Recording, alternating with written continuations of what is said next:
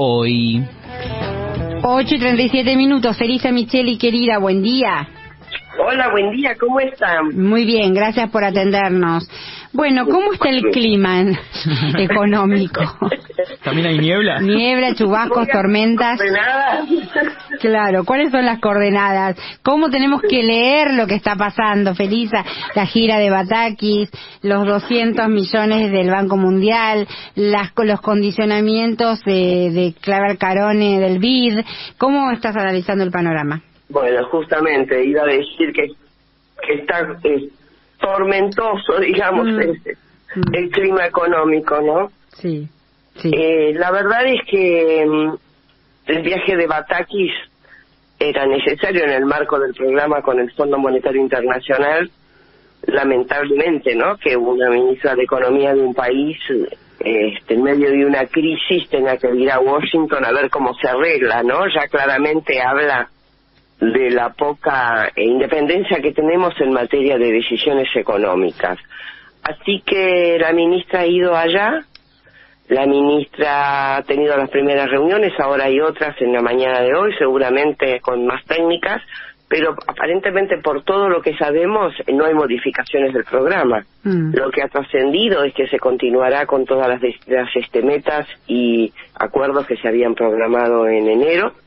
Así que no veo que haya mucha expectativa y posibilidades, por lo que el comunicado del fondo y el comunicado incluso de Argentina, de que se cambien esas metas. Así que Cintia, seguiremos con el ajuste fiscal, intentando bajar el déficit, cosa que es razonable, bajar el déficit, pero hay que ver de qué manera. Yo siempre digo, para bajar el déficit se pueden bajar los gastos o subir los impuestos, ¿no? Claro, claro, tal cual. En este caso se eligió unas ciertas restricciones en el gasto, pero bueno, es necesario cierto equilibrio fiscal, que la emisión monetaria no sea tan desbordada como la que estuvo siendo. Hay que ordenar el endeudamiento del sector público, que Martín Guzmán dejó un desorden importante.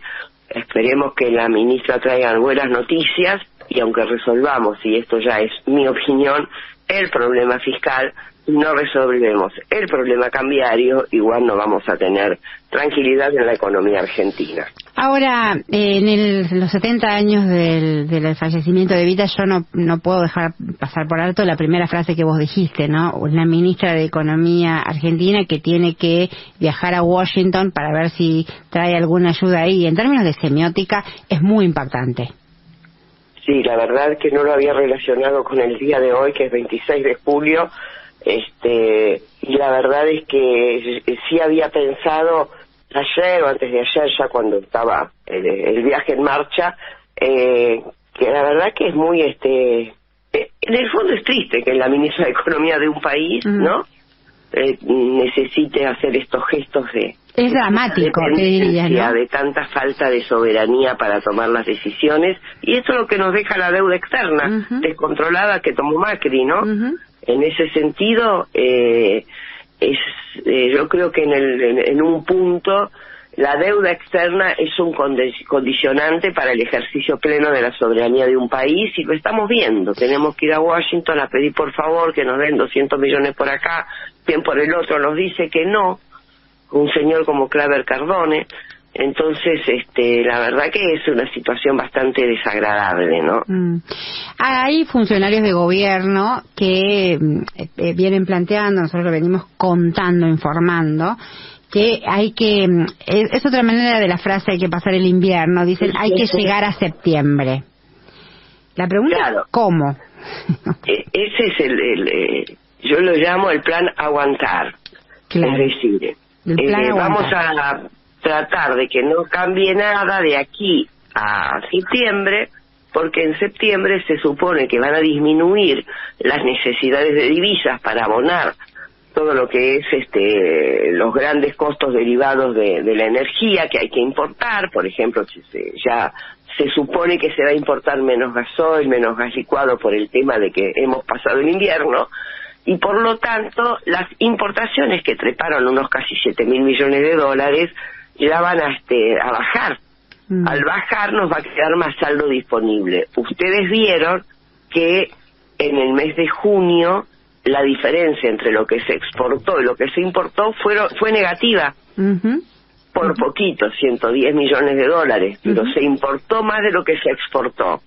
El año pasado, a ese mismo mes, se habían dado que ese saldo comercial era de 1.000 millones de dólares, 1.000 y algo, poquito.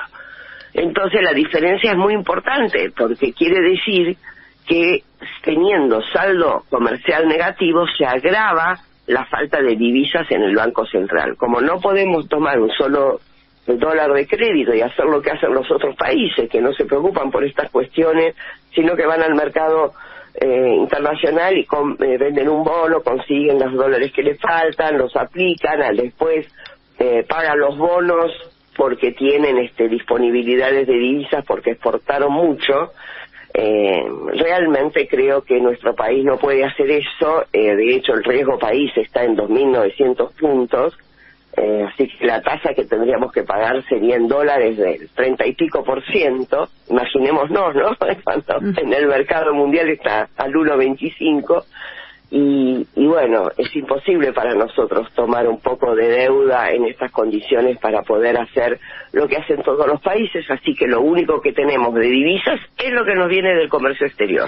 Felisa, ¿cómo estás? Emanuel Herrera te saluda. Me gustaría repetir algo que vos comentaste en tu última participación, pero que cobra mucho sentido en virtud de las variables que estamos teniendo. ¿Qué significa que el dólar contado con liqui esté a la par del dólar blue? ¿Qué muestra eso? Bueno, ¿se acuerdan que siempre se decía que la intención, incluso la explicitaba el propio ministro Guzmán, era cerrar la famosa brecha cambiaria? La brecha cambiaria es la diferencia que existe entre el dólar oficial, que está hoy a 130 pesos, para poner números redondos, y el dólar blue, que es el mercado pequeño, donde cambian las divisas, en general sumas más pequeñas por operación. Las familias que tienen, por ejemplo, si alguien sacó una hipoteca en dólares en una escribanía y tiene que pagar la cuota de $5.000 en el mes, que hay este tipo de operaciones que son legalmente válidas, no puede comprar los dólares en el mercado oficial, porque el Banco Central solo le da $200 por persona. Necesita la diferencia, 4.000 y algo, bueno, va al blue o va al contado con liqui, si es más sofisticado, que donde también van las grandes empresas a hacer sus operaciones. En esos mercados el dólar está a 320 o 315, ayer bajó. Sí. ¿Qué quiere decir esto? ¿Cuánto vale el dólar? ¿Vale 130 o vale 320? Obviamente que cualquiera que tenga dólares,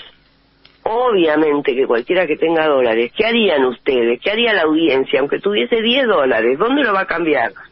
¿A 130 o lo va a cambiar a 320? Todo el mundo lo vamos a ir a cambiar a 320, me incluyo, porque no queremos perder. Porque es un comportamiento racional, es un comportamiento racional en economía. Entonces, siempre se trató de bajar el contado con liqui, el dólar blue o el dólar MEP, que son los 3 dólares que hay. El contado con liquidación y el dólar MEP son legales, el blue no, son las cuevas, son ilegales. Me parece que nunca se logró, está claro, ¿no? Está claro, es evidente. Por eso hoy se habla de que como no se puede bajar el dólar del contado con liqui o dólar MEP, sería mejor que se devalúe el dólar oficial. Entonces la brecha se cerraría, no porque bajan estos dólares, sino porque sube el oficial. Y devaluar el tipo de cambio oficial significa más aumento de precios, más pobreza. ¿Por qué? Porque a ese dólar oficial se transan las operaciones del comercio exterior para importar, sobre todo. Se aumenta el precio de las cosas que importamos, quiere decir que aumenta el precio de los insumos de la economía, van a las fábricas más caros, entonces las fábricas tienen que aumentar los precios. Ahora, ¿vos crees que ese camino devaluatorio, ¿no?, que se presiona desde afuera y algunos lo plantean también desde adentro como no como deseo, sino como que no hay otra salida? ¿Vos coincidís que sí o sí, o sea, se viene una devaluación sí o sí?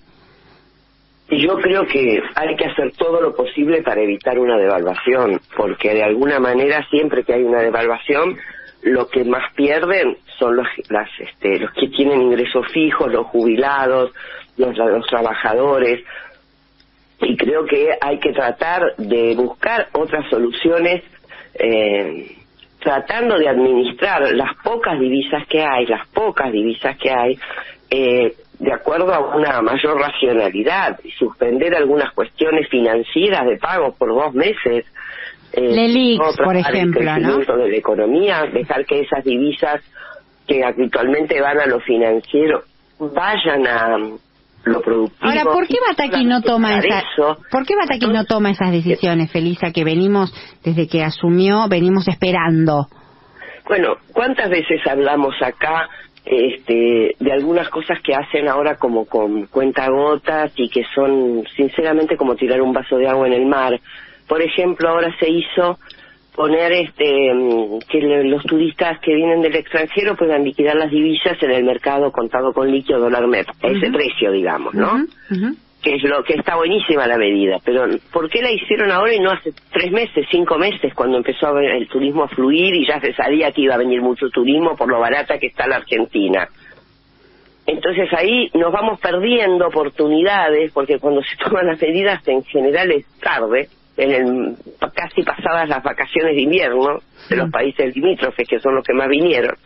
Entonces, la verdad es que no desconozco cuál es el criterio por el cual la administración de divisas, bueno, tiene este ritmo, tiene esta forma de operar. Es una gestión para mí que siempre fue atrás de los acontecimientos, que el Banco Central parecería distraído con este tema, como si no fuera el más importante, porque Cintia y yo me pregunto, y a todos les pregunto, ¿qué pasa si tenemos equilibrio fiscal y logramos hacer un ajuste con equilibrio fiscal y no tenemos ninguna necesidad de pesos? Bueno, no importa, nos van a seguir faltando los dólares. Felisa, claro.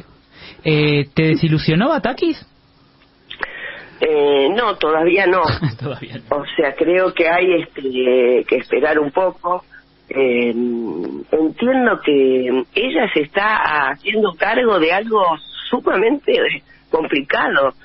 Estoy viendo algunos números nuevos que desconocíamos y la verdad es que me parece que estamos en una situación peor que la que asumió Guzmán después del macrismo. O sea, cuando yo digo esto de que la gestión de Guzmán fue muy mala, fue pésima, lo digo pensando en esas cosas. El desorden fiscal es tan grande y además el desorden de gestión de la política económica, ¿no? Que me parece que no hay coordinación, no hay articulación y creo que todavía estamos a tiempo de lograrlo.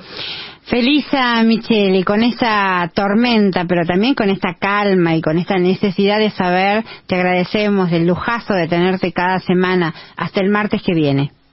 Hasta el martes, un abrazo a todos.